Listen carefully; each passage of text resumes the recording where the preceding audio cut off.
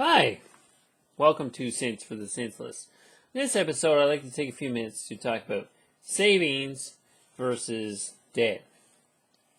Specifically, in my case, I had some savings in my tax-free savings account, which here in Canada means you can put whatever money you want into it up to a certain amount, and believe me, I have lots of contribution room left on mine.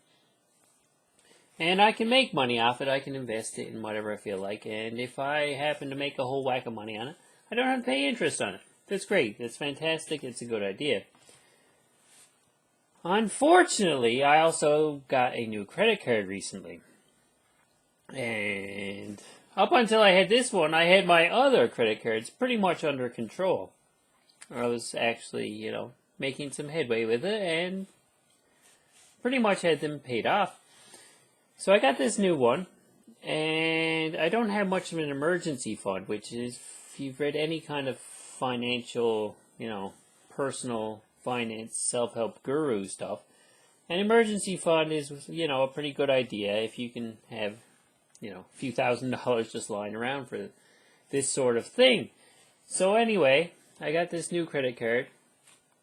Figured I'd try it out, make sure it works and all that, and see what I can do with the points that I would get off of it.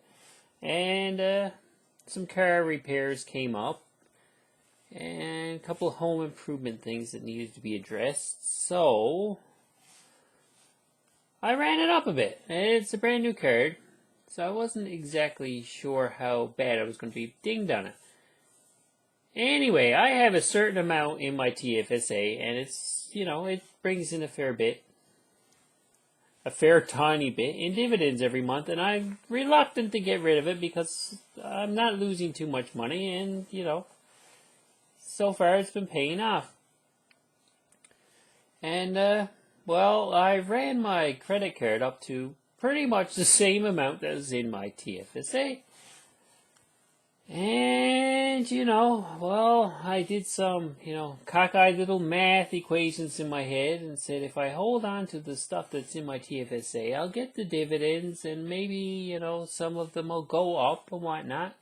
And maybe it'll offset the interest I'll have to pay on this new credit card. So I've been putting off doing any kind of realistic math on it until I just got my statement.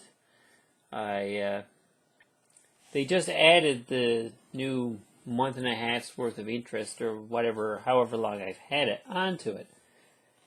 And it turns out the dividends that I'm earning off my investments is going to cover, I don't know, about 1/3 of what I'm going to pay in the credit card interest.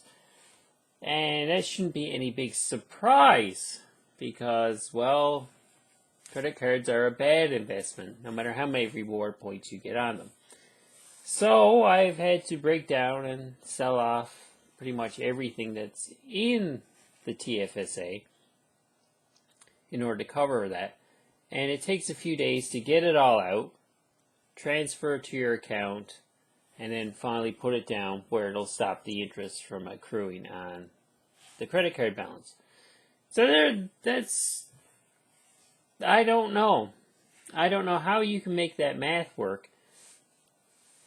Obviously, in order to finance your investments with credit cards, you would need a better than a 20%, in this case, 19.99% return on your investments to make it worthwhile to come out with a net gain.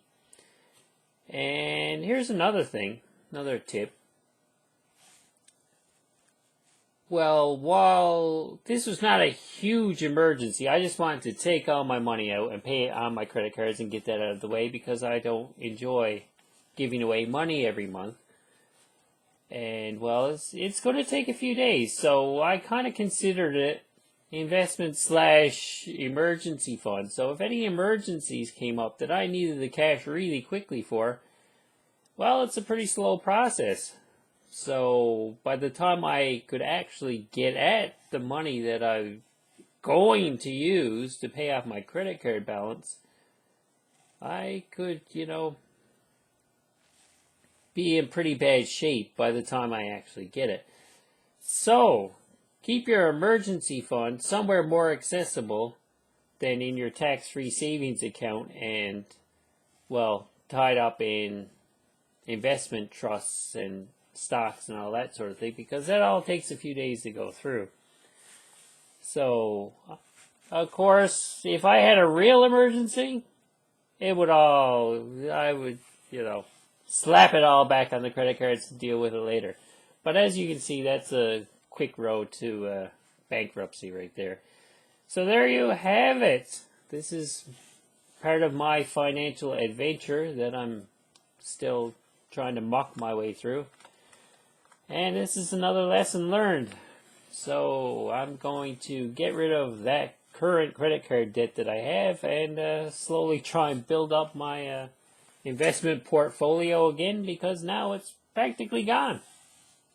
And, well, I had to sell a few things, and some of them I didn't get the price that I would want to have got, so I pretty much had to take what it was at the time, and I'm out a few more bucks that way. So it's not a great idea to keep money that you might need for important things locked up in stocks and real estate investment trusts.